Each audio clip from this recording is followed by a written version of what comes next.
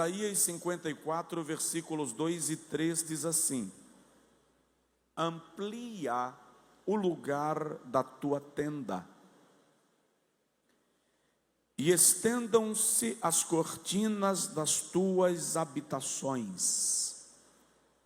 Não o impeças, alonga as tuas cordas e fixa bem as tuas estacas, porque transbordarás para a direita e para a esquerda,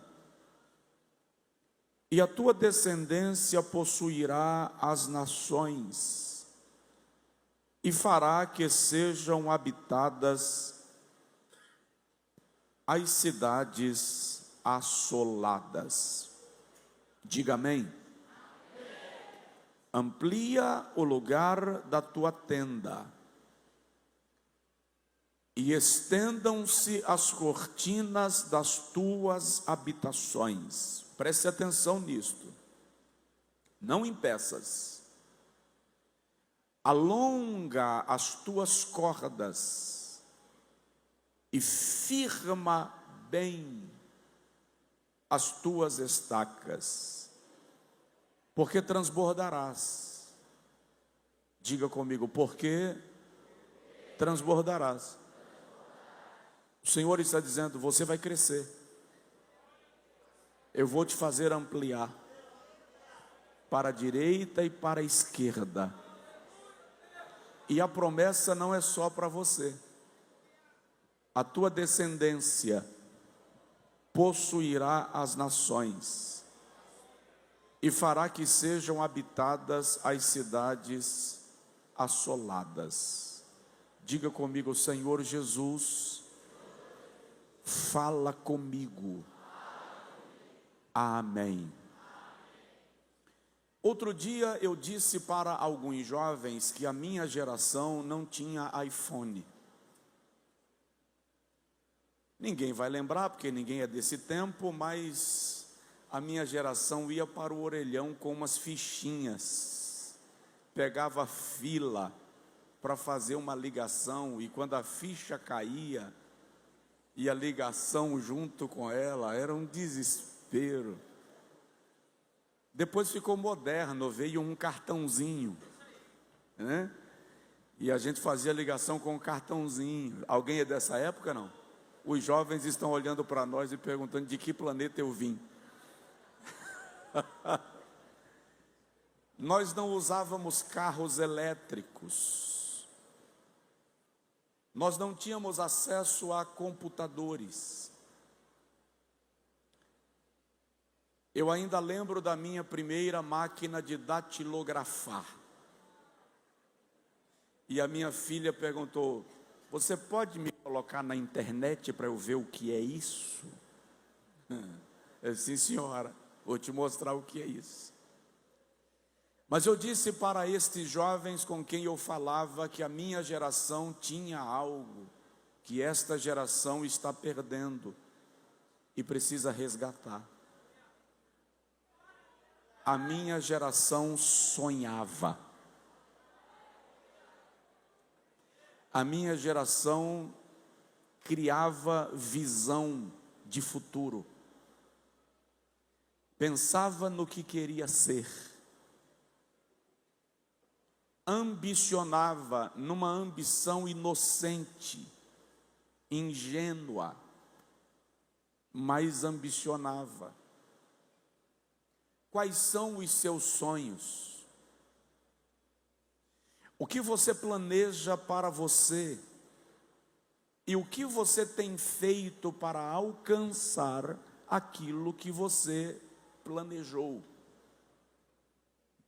O texto de Isaías capítulo 54 é um texto muito interessante, porque Isaías viveu no período antes do cativeiro de Babilônia, antes de Judá ser levada para o cativeiro.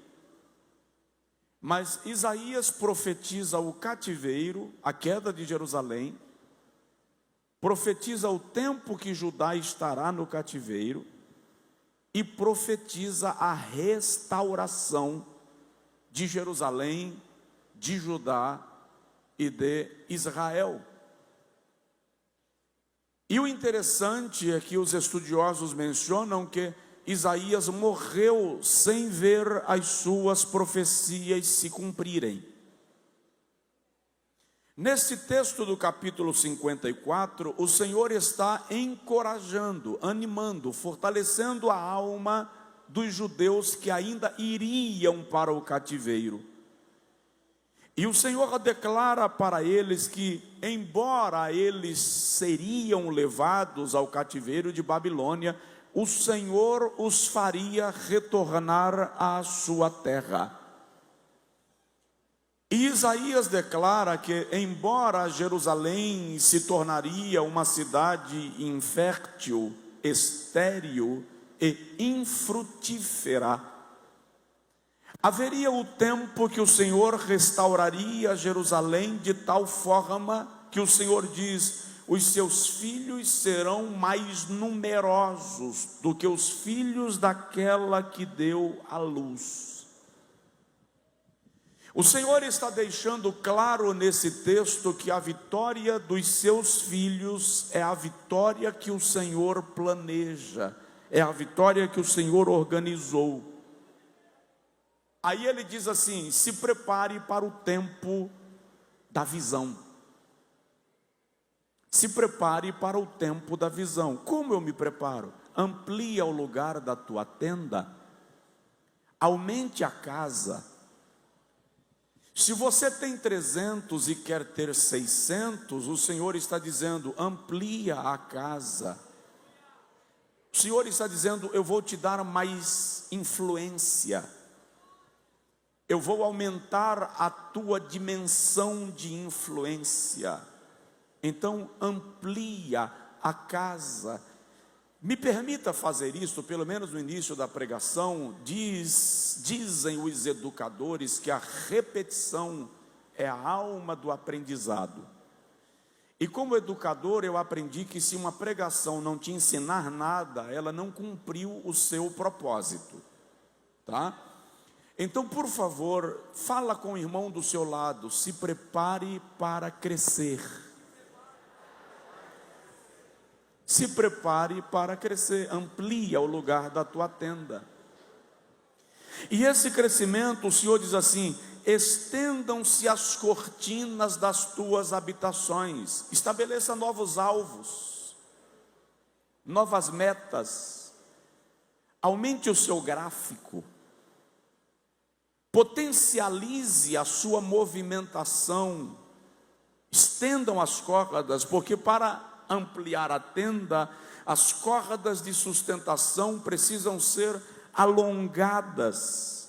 E o Senhor diz: firma bem as tuas estacas. Por quê? Porque crescer para cima sem crescer para baixo é perigoso. Então o Senhor está dizendo: trabalhe o seu fundamento, trabalhe a sua base, porque o que vai te dar sustentação não é a tua altura, é a tua profundidade. A tua altura te torna visto, a tua profundidade te torna profínco. Fixa as tuas estacas. Por quê? Porque quanto mais você cresce para cima, mais fortes são os ventos que você vai enfrentar, mais fortes são os embates com os quais você vai se deparar. Presta atenção: os inimigos são proporcionais ao tamanho do projeto. Por isso que você precisa firmar as suas estacas, gerar profundidade, gerar estabilidade para poder avançar.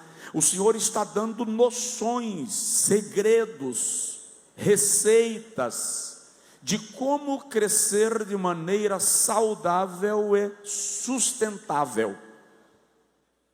E ele diz: porque transbordarás para a direita e para a esquerda. Eu vou te dar novos territórios.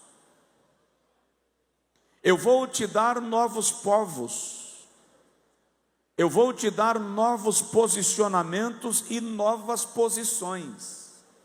Isso aqui é profético. É porque a gente tem a ideia de que a profecia só acontece quando o pregador solta uma rajada de línguas. Isso aqui é profético. Deus está falando com você e está dizendo: vou aumentar a tua influência, vou aumentar a tua capacidade, vou aumentar o espaço da tua ocupação. Tu vais transbordar para a direita e para a esquerda. Aí o Senhor diz assim: e eu faço uma aliança contigo que vai alcançar os teus filhos, vai alcançar a tua descendência depois de você.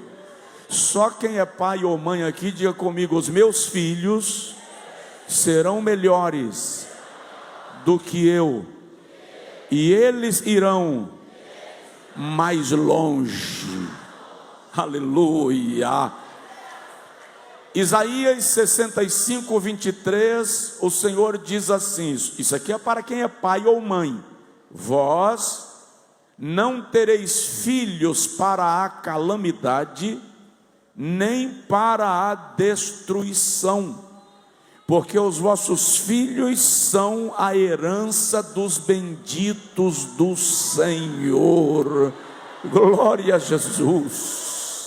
Glória a Jesus, glória a Jesus.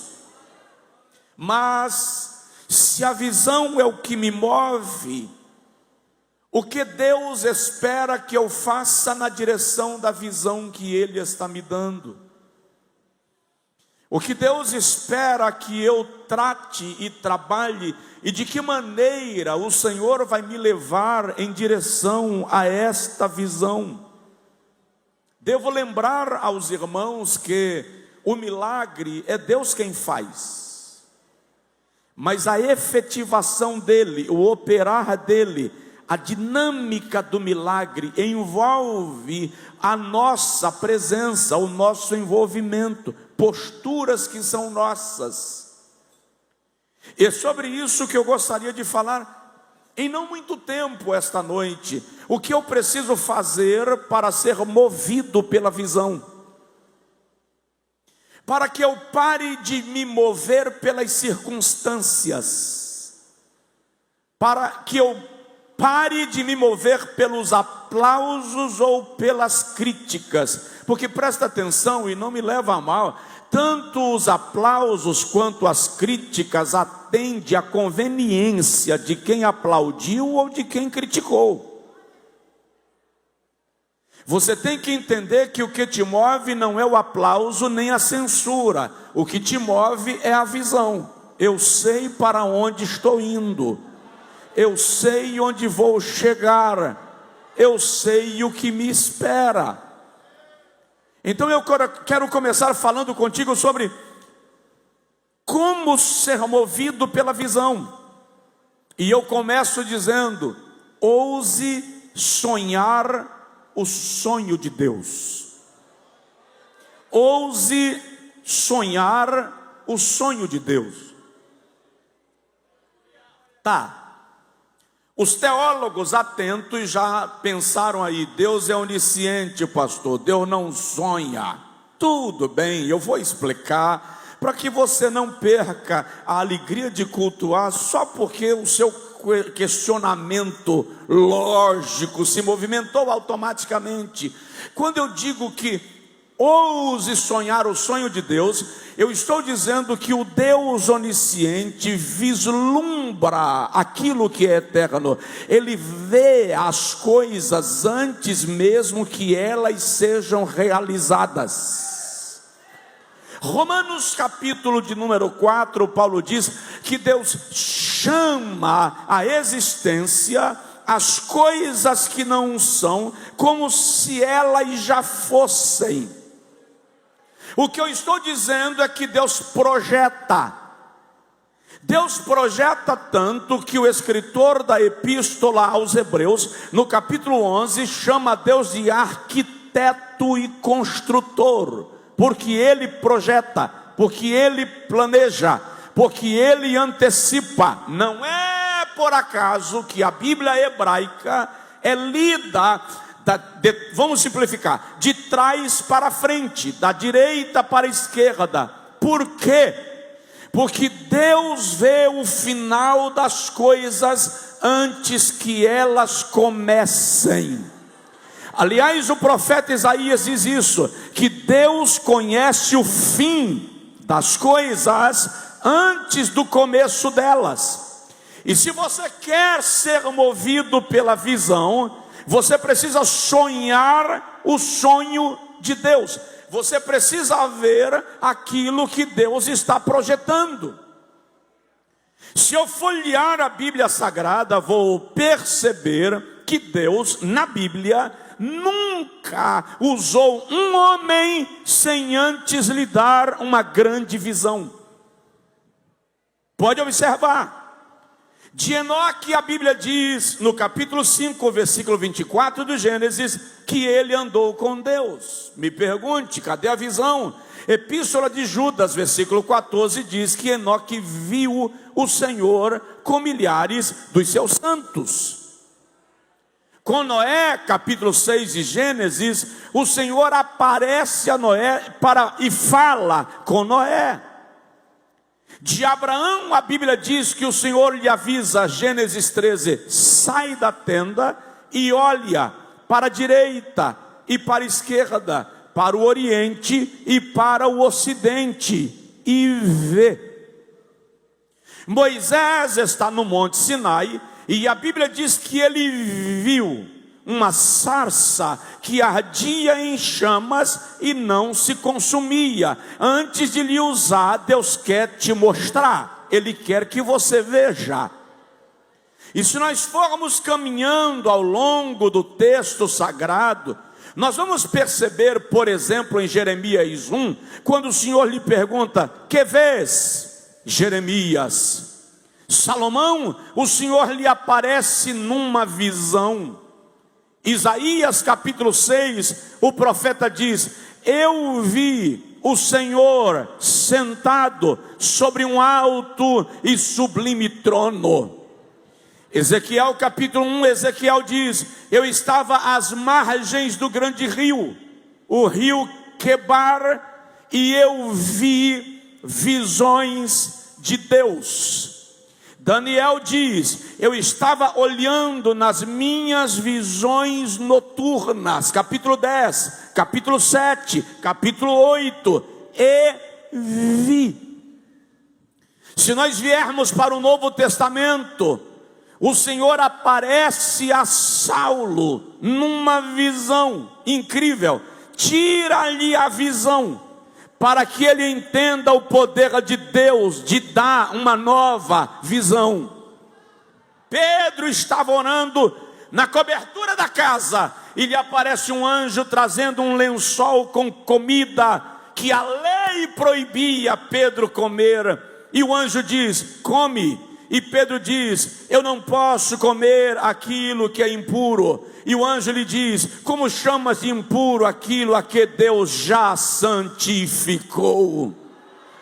O Senhor quer te dar uma grande visão, para que você se envolva com o seu reino. Um dos momentos mais caóticos da história de Israel está no primeiro livro de Samuel, capítulo 3, quando a Bíblia diz que a palavra do Senhor era rara, as visões não eram frequentes, e o sacerdote era cego. Olha lá, a palavra do Senhor era rara, as visões não eram frequentes, e o sacerdote estava cego, Eli. Então eu preciso te perguntar: como está a tua visão? José não se torna governador do Egito sem uma visão. E o interessante é que ninguém entendeu a visão de José, e ele pagou um preço alto por causa da visão, mas não abdicou, não retrocedeu, se submeteu ao processo e os feixes se curvaram diante dele. Sim, porque quando Deus te dá uma visão, Ele respalda a visão. Daniel não se tornou o segundo no Império Medo-Persa sem antes ter uma visão e a interpretação dela. Deus quer te mostrar além daquilo que os teus olhos conseguem ver, porque existe algo perto de você, o mundo espiritual, a promessa, o trabalhar de Deus, o mover de Deus, que Ele te dá a partir de uma visão. Então a minha oração nesta noite é a oração de Eliseu por Geazi: abre os olhos do teu servo para que ele veja. Aleluia! Primeiro segredo para você ser movido pela visão: ouse sonhar. Pare e sonhe. Planeje, enxergue. Diga que isso está além do seu alcance. E a palavra de Deus diz que Deus é poderoso para fazer muito mais abundantemente além daquilo que pedimos ou pensamos. Então sonha, vê, enxerga. Deus vai te levar pelo caminho que você não iria sozinho, mas Ele te fará passar por lá. Para ser movido pela visão, segundo lugar, lá vem o segundo desafio: ouse ou passe pelo altar desafiador de Deus. Provoca seu vizinho, por favor, e diz para ele assim: Deus vai te desafiar. Como assim, pastor? Se você vai caminhar na visão, Deus vai te pôr à prova. A tua determinação vai ser medida. A tua disposição vai ser testada a fogo. Deixa eu te falar, homens vencedores, mulheres vencedoras, não são feitas em laboratório. Conquistadores não são forjados em micro-ondas. Assim como não se fabrica avião no fundo da casa, príncipes, profetas, homens movidos pela visão não são resultados de 1 minuto de forno micro-ondas. Eles são forjados em fornalha de teste e provação. E é isto que alguns não entendem.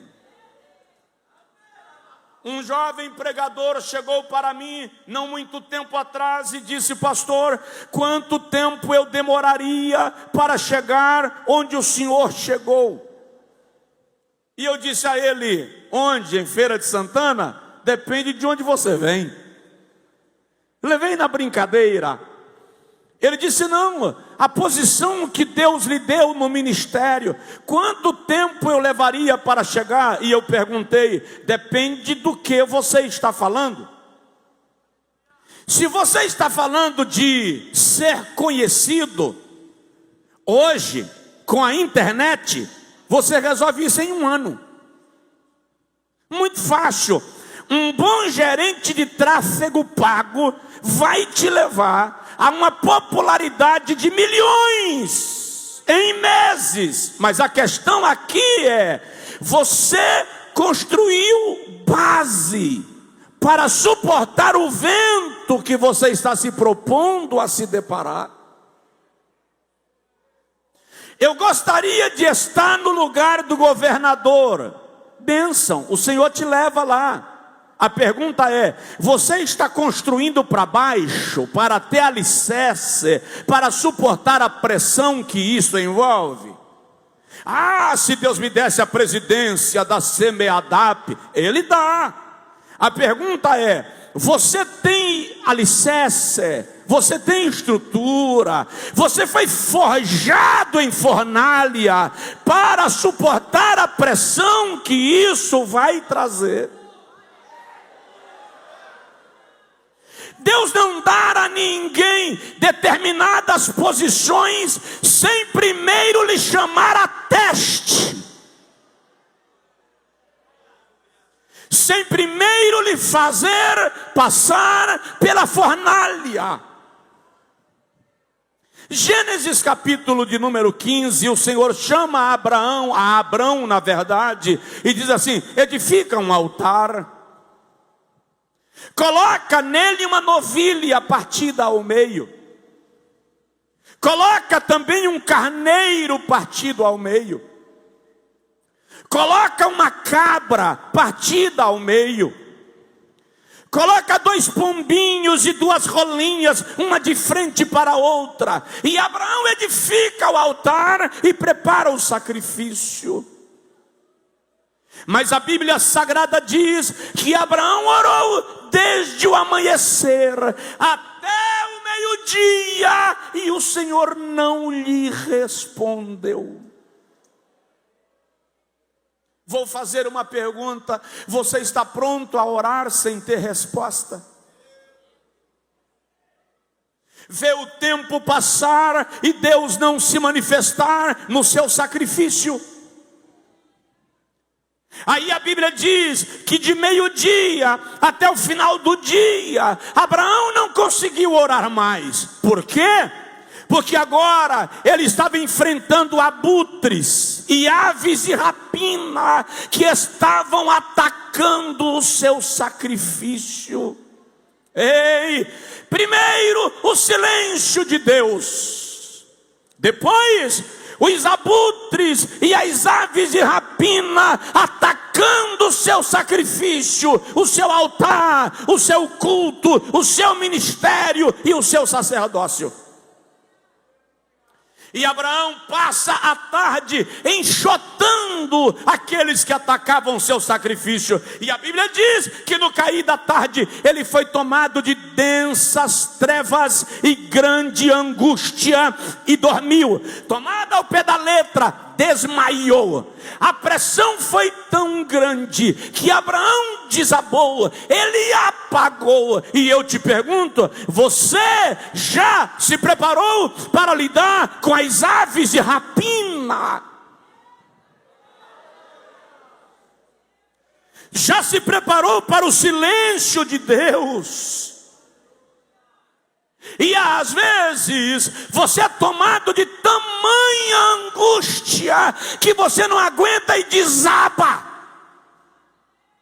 E a Bíblia diz que enquanto Abraão dormia, o fogo desceu do céu e queimou o holocausto e o sacrifício, e Abraão acordou com a fumaça subindo à presença de Deus. E eu te digo, pode demorar, mas Deus vai responder. Pode demorar, mas Ele vai se manifestar. Seja movido pela visão, mas Deus vai te desafiar. Aí um dia o Senhor chega para Abraão e diz assim, Gênesis 22, toma teu filho Isaque, teu único filho, a quem tu amas, leva-o a Moriar e oferece-o a mim em holocausto. E o texto diz que Abraão levantou de manhã bem cedo. Abraão sabe o que é holocausto, irmão. Eu já vi pregador dizer que oferecer Isaque no altar era chegar e apresentar a criança ao Senhor. Por favor, era colocar sobre o altar, enfiar o cutelo numa região letal. O sangue ia jorrar, o cordeiro ia agonizar, e Abraão teria que fazer isso com alegria, porque era para Deus. Pergunta para o seu vizinho aí, você iria? Tem gente aqui esta noite, alguns acompanhando pelo canal de TV, outros pela internet. O processo que você está passando é Deus te pondo a teste. Por quê? Porque você só vai se mover pela visão quando você passar pelo lugar estreito estreito para aprender a depender de Deus.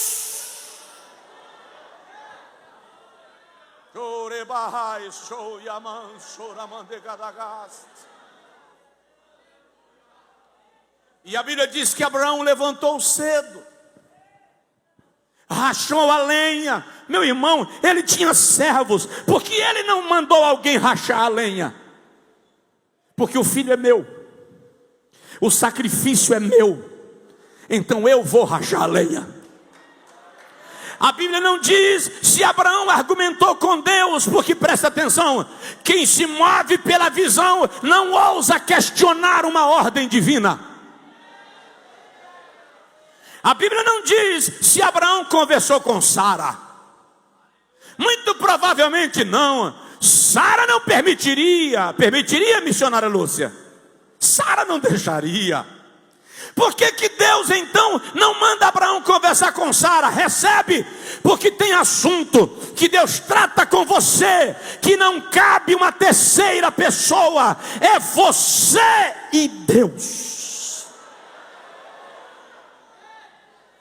Por isso que se mover pela moda é fácil, ir na onda é fácil, se mover pelas técnicas é fácil, se mover pela visão é desafiador. Porque quem se move pela visão, às vezes, tem a sensação que Deus lhe esqueceu. Porque Abraão sai de casa, junto aos carvalhos de Manre, vai para Moriá, caminho de 3 dias. Quantos dias? 3 dias. E a Bíblia não diz que Deus falou com Abraão nesses 3 dias. Quando você se move pela visão, no dia do teste, Deus se cala. Você vai para o círculo de oração e Deus levanta um vaso e fala com o irmão do seu lado esquerdo, fala com o irmão do seu lado direito, e você diz: agora, vai falar comigo. Aí o profeta vai embora e não fala nada contigo. O pastor disse que você vai pregar hoje à noite, mas aí chega um pregador de fora, e o pastor quer honrar o pregador, e você passou a semana estudando, mas não vai pregar hoje, porque Deus resolveu te deixar para depois.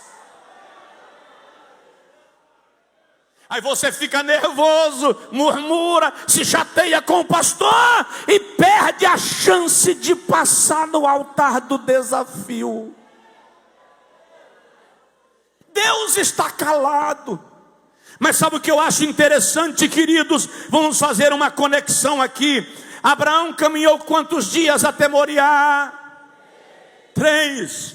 Te pergunto, com quantos anos Jesus iniciou seu ministério? 30. Quantos anos durou o ministério de Jesus? 3. Quantas horas Jesus ficou na cruz?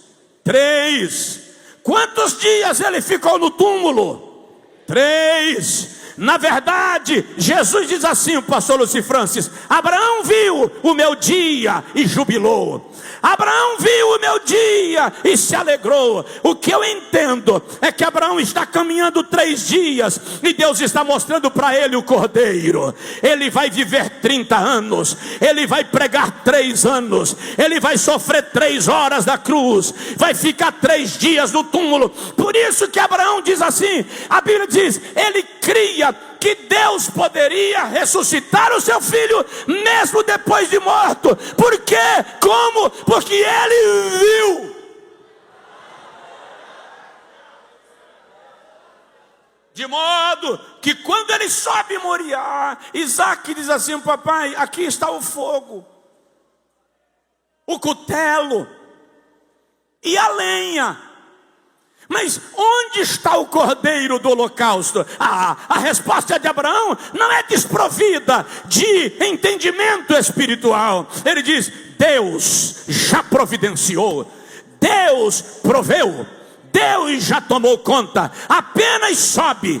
E eles iam subindo, só que chega no Moriá, não dá para colocar Isaac no altar sem explicar para ele. Isaac não é uma criança. Os estudiosos sugerem que Isaac já tinha cerca de 30 anos aqui. Ele poderia muito bem dizer para o pai: não, você vai oferecer seu sacrifício não comigo. Mas Isaac é o filho da obediência, e ele se coloca no altar. E Abraão ora, e eu imagino o coração de Abraão: ai, irmão, eu sou pai. O coração de Abraão certamente estava estremecido. Ah, pastor, mas ele cria que Deus ia ressuscitar seu filho. Cria, mas em nenhum momento Deus diz: sacrifica ele que eu levanto depois. É uma questão de fé.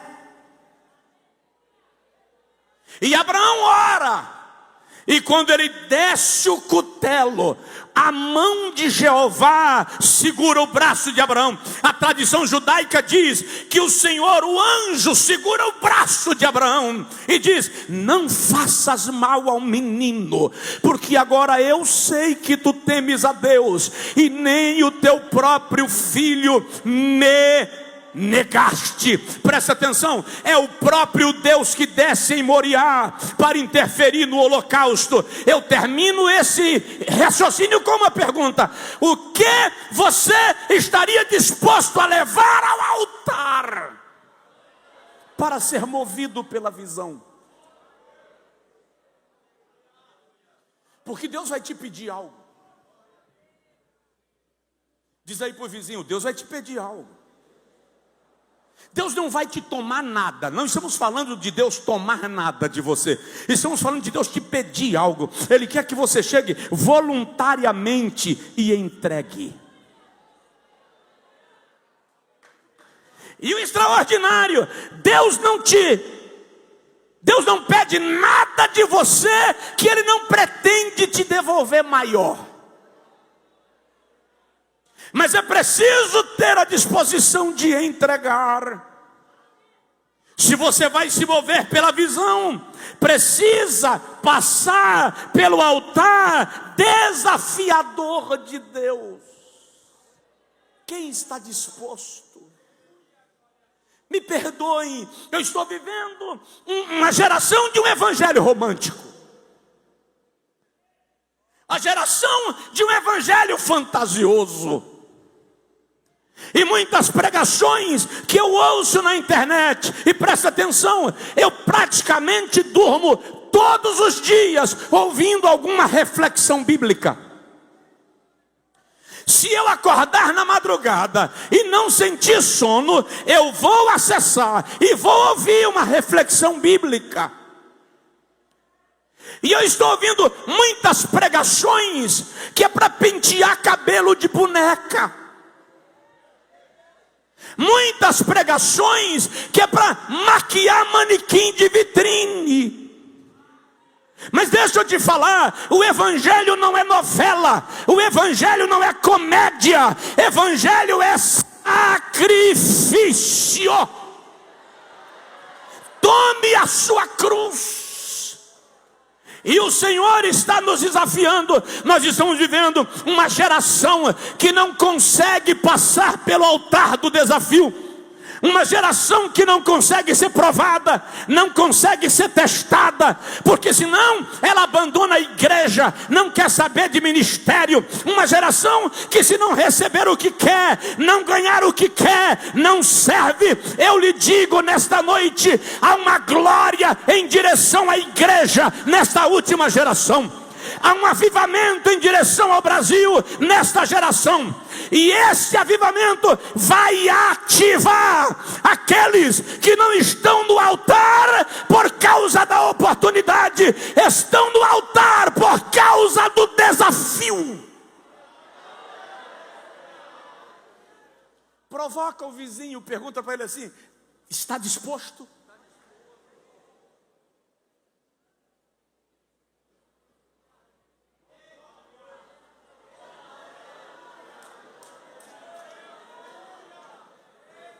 Eu vou concluir, eu não vou dizer tudo. Eu não sei até que ponto nós aguentamos tudo.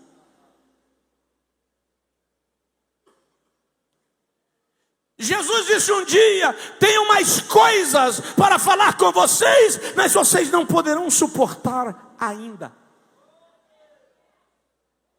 E é importante lembrar que Deus não diz tudo que Ele vai fazer em nós e através de nós, porque se Ele contar tudo, a gente não entra na porta. A gente fica com medo e não, o Senhor manda outro, eu vou não. E Ele vai te guiar passo a passo, passo a passo. Passa pelo altar do desafio de Deus. Em que fase você está na vida? Que luta você está passando? Qual é o processo que você está sendo envolvido hoje? Eu não sei. Eu só sei que Deus está te fazendo passar pelo desafio. Aguenta firme. Não pare. Não desanime. Não caia. Não desista. Não retroceda. Ah, pastor, tenho a sensação que Deus tirou a unção de sobre mim. Tenho a sensação que meu ministério cessou. Essa sensação é normal. Às vezes Jeová dá um passo atrás para você sentir o quanto a presença dele é indispensável. Não é que ele te abandonou. Lembro quando eu estava aprendendo a andar de bicicleta, ainda era na velha Monarch, que tinha um círculo no meio do quadro. Eu era tão pequeno que eu não alcançava, e eu passei a perna por dentro do círculo da Monarch para conseguir pedalar. E chegou um momento que eu disse assim: pai, meu pai estava segurando atrás, e eu disse a ele: pode soltar. Ele disse: ainda não. Eu disse: solta, pai. Ele disse: ainda não. Eu disse: pode soltar que eu já sei. Ele falou: ainda não. Eu disse: solta, pai. Ele falou: vou soltar. Estou soltando. Soltei.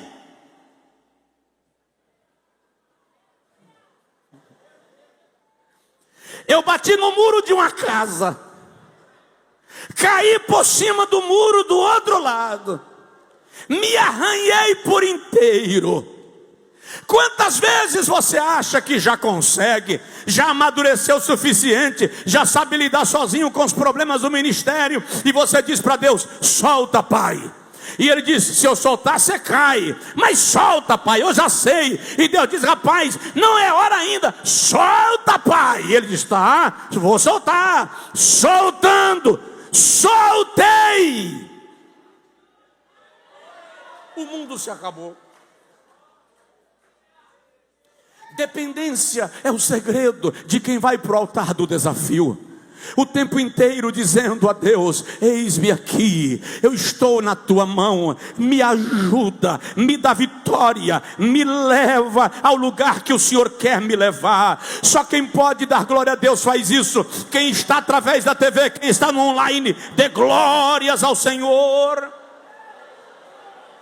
Diga para mim: a visão é o que me move. Então, primeiro, ouse sonhar.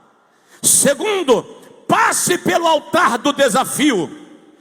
Terceiro, se a visão é o que te move, vença o opositor do reino.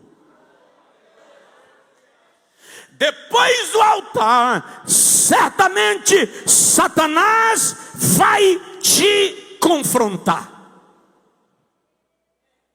Sempre que você se propuser a fazer algo para Deus, Satanás vai reagir. E nós aprendemos, em nome do pensamento medieval da igreja, que Satanás vai aparecer com uma cauda, com a seta na ponta, dentes proeminentes, jogando fumaça pelas narinas. E às vezes ele aparece tão bonitinho. Raramente o diabo vai te aparecer com cara de diabo. Ele vai te confrontar com cara de gente boa. É uma oportunidade, uma amizade, um relacionamento, uma cantada.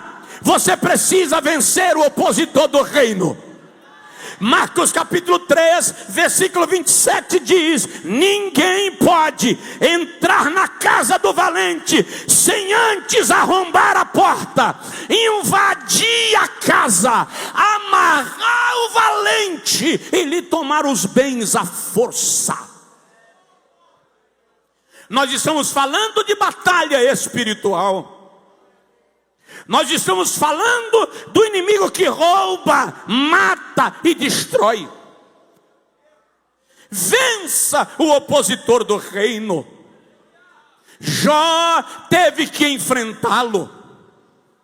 Satanás acusa Jó de servir a Deus por interesse. Por permissão divina, Satanás destrói tudo o que Jó tem. Seus filhos morrem. E quando Jó perde tudo, ele diz: o Senhor me deu, o Senhor me tomou. Louvado seja o nome do Senhor. Eu acho que nenhum homem deixou o diabo tão confuso no Antigo Testamento como Jó. Satanás não entende Jó até hoje. Não há explicação. De repente Jó é ferido de uma enfermidade maligna.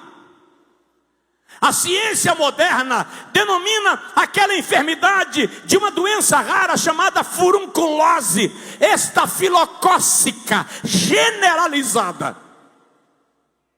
Até na boca de Jó havia tumores purulentos, e ele diz isso ao longo do livro. Os amigos de Jó se aproximam para consolá-lo e lhe acusam. Você não entende que às vezes o comportamento do teu amigo faz parte da afronta de Satanás contra você. E eles dizem a Jó: você pecou, não é possível, Deus não te entregaria a tanto sofrimento se você não tivesse feito algo muito sério. O outro diz: os teus filhos eram iníquos. O outro diz: você cobiçou a mulher do próximo. E vão acusando Jó. De repente Jó diz assim: eu sei de uma coisa que vocês não sabem. Sabe de que, Jó? Nessa crise que você está, do que você sabe? Eu sei que o meu Redentor vive, e um dia ele se levantará sobre a terra. Vença. Sacode seu vizinho aí de leve e diz para ele: vença. Sabe o que é interessante? Um dia Jesus chegou para Pedro, lá em Lucas capítulo 22, versículo 31. E Jesus disse assim: ô Pedro, Satanás me pediu para vos cirandar. Satanás me pediu literalmente para vos peneirar. Só quem já trabalhou lá na lavoura peneirando, ou como servente de pedreiro, sabe o que é peneirar. Satanás me pediu para sacudir vocês. Aí Jesus diz assim: mas olha, Pedro, eu roguei por ti. Interessante, Satanás não pediu apenas para cirandar com Pedro, ele pediu para cirandar com todos. Mas Jesus, conhecendo a fragilidade de Pedro, disse: eu roguei por ti, para que a tua fé não desfaleça. Sabe qual foi a única queixa de Jó no livro? Presta atenção. Jó chora 5 vezes com saudade dos seus filhos. 5 vezes que o texto relata. 3 vezes Jó se queixa da ausência da sua esposa. Mas Jó não faz uma queixa contra Deus.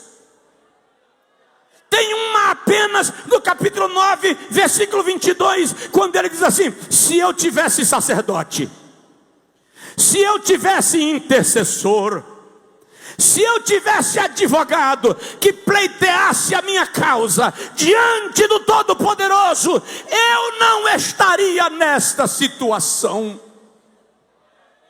Eu lhe pergunto, de quem Jó sentiu falta? Jó sentiu falta de Jesus. Aí lá no Novo Testamento Jesus diz assim: Pedro, Satanás pediu para fazer com vocês o que fez com Jó, mas eu entrei na frente, eu interferi e roguei por tua causa. Levante assim a mão, por favor, e diga comigo: eu declaro toda força do maligno cairá por terra, em nome de Jesus. Diz para o seu vizinho: você tem sacerdote.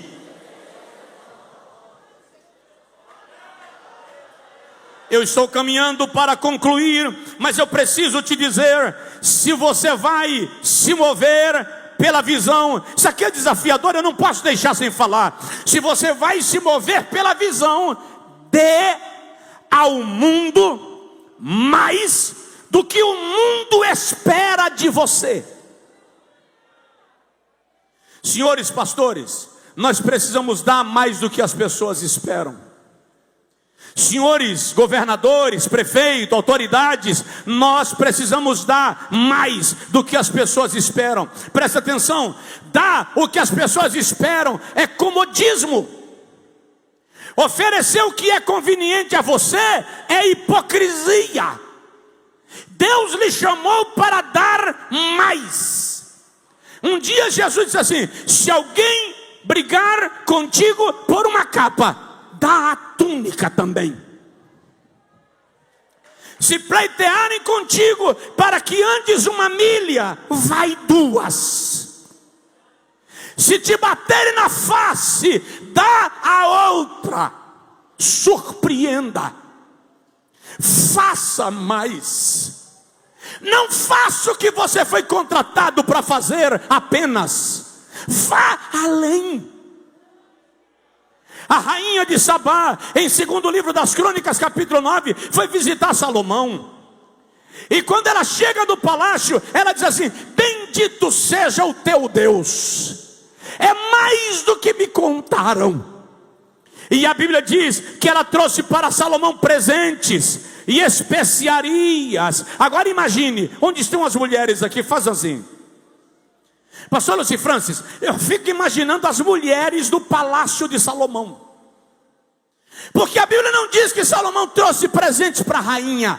A Bíblia diz que ele abriu os seus tesouros e disse a ela: entra e escolhe o que você quiser. Imagina uma irmã dessa ouvindo um negócio desse na porta da sala do tesouro de Salomão.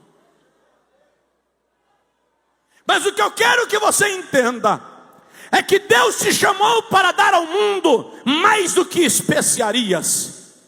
Deus te chamou para abrir a sala dos tesouros e dizer: vem, porque o Pai me deu e eu estou autorizado a repartir com você. Dê ao mundo mais do que o mundo espera. Estamos vivendo uma igreja que está dando o que o mundo quer. Uma igreja dançando a música que está sendo tocada pela onda. O movimento que está sendo idealizado, sabe Deus lá por quem? A igreja precisa ir além. Ela precisa surpreender. Ela precisa representar Deus. Se você se move pela visão, esquece de dar o que as pessoas querem, dê mais. Vá avante.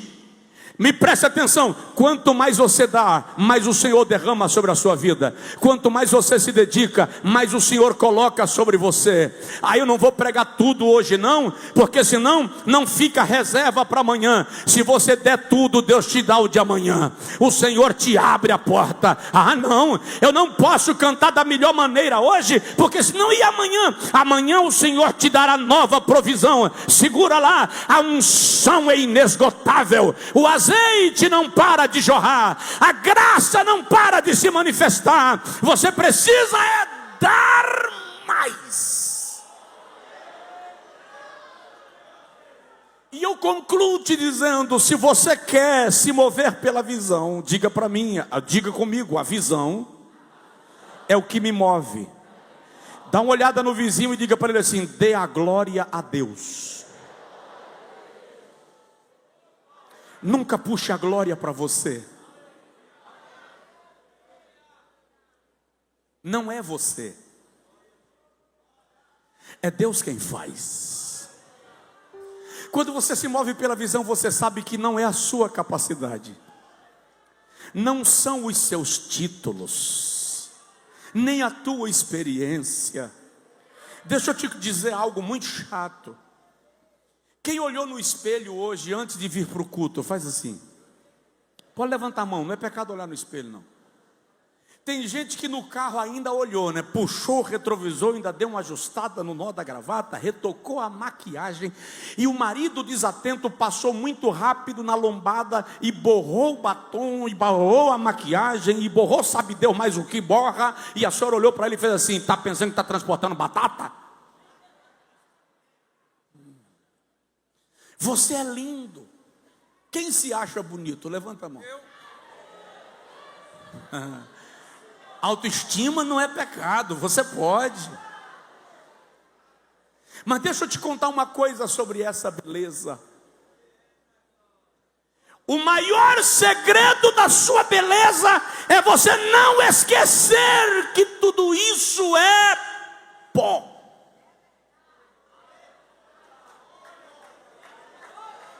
Esses olhos verdes, azuis, caramelados, esses olhos amendoados e enegrecidos, é pó. Essa cabeleira farta, essa que não existe mais porque já caiu, tudo isso passa. A esbelteza é pó. Se o fôlego da vida cessar hoje, tua família te ama, teus filhos te amam, teus pais te amam, mas se o fôlego da vida cessar hoje, ninguém te quer dentro de casa por mais de um dia. Por quê? Porque dentro do nosso organismo existem milhões de bactérias chamadas cadaverinas, adormecidas. Elas estão esperando apenas a circulação sanguínea parar e o oxigênio parar de cumprir seu papel no organismo. Quando a oxigenação parar, as bactérias, hora do ataque. E elas vão disparar. Em algumas horas, essa pele sedosa acinzenta.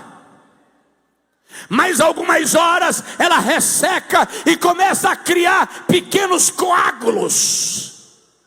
O cérebro vai se tornar uma massa pastosa, aquosa e amarelada. E se demorar, vai vazar pelas narinas e pelo ouvido. A boca que você ama e gasta milhares para colocar dente de porcelana, em alguns minutos vai começar a gerar uma secreção espumante de cheiro extremamente desagradável. Por que está dizendo isso, pastor? Para você lembrar que essa beleza é pó. Nunca se ufane. Nunca olhe para alguém de cima para baixo. Nunca se sinta maior, mais importante, mais ou menos, nunca se sinta. Por quê? Porque é pó. Dê a glória a Deus. A igreja que o senhor pastoreia está crescendo, dê a glória a Deus. Você prega bem, dê a glória a Deus. Cantou lindo, dê a glória a Deus. Seus projetos estão dando certo, dê a glória a Deus. Alcançou o cargo que pretendia, não esqueça, dê a glória a Deus. Porque, ó profundidade das riquezas, tanto da sabedoria como da ciência de Deus, quão insondáveis são os seus juízos e quão inescrutáveis os seus caminhos. Pois quem conheceu a mente do Senhor? Ou quem foi o seu conselheiro? Ou ainda, quem a ele deu primeiro para que ele devolva? Porque dele, e por ele, e para ele são todas as coisas. Glória, pois, a ele eternamente.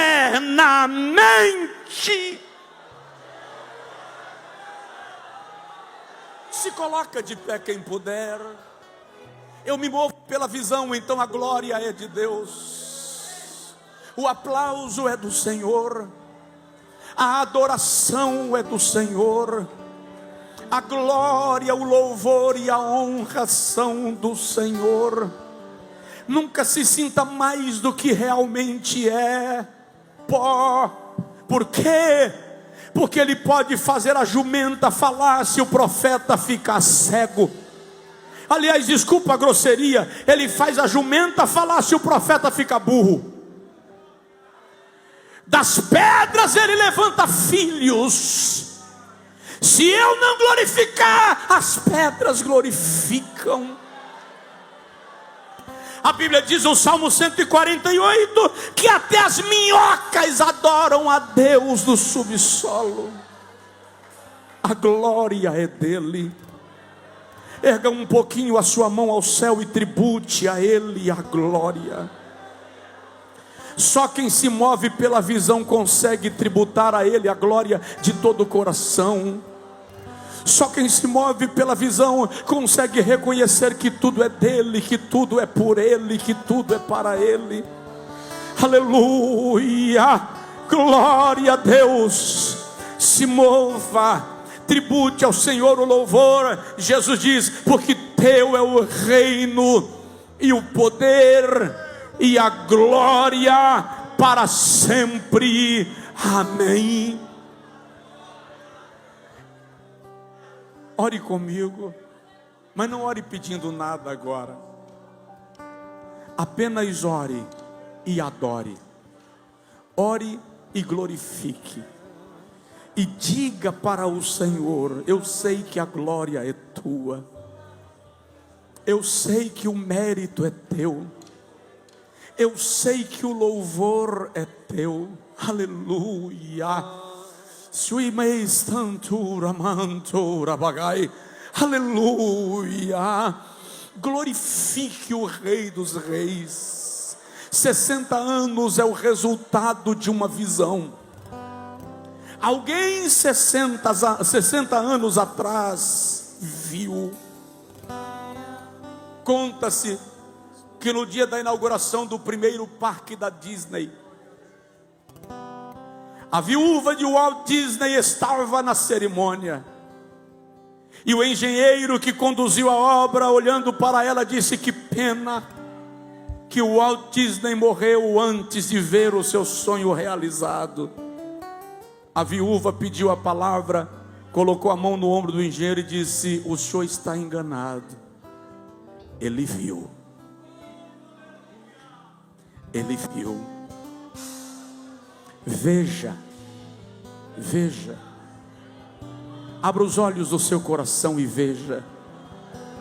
Veja o que Deus planejou para você. As coisas que os olhos não viram, ouvidos não ouviram, são as coisas que Deus preparou para aqueles que o amam, mas Ele não-las revelou pelo seu Espírito. Veja, abra seu coração para ver.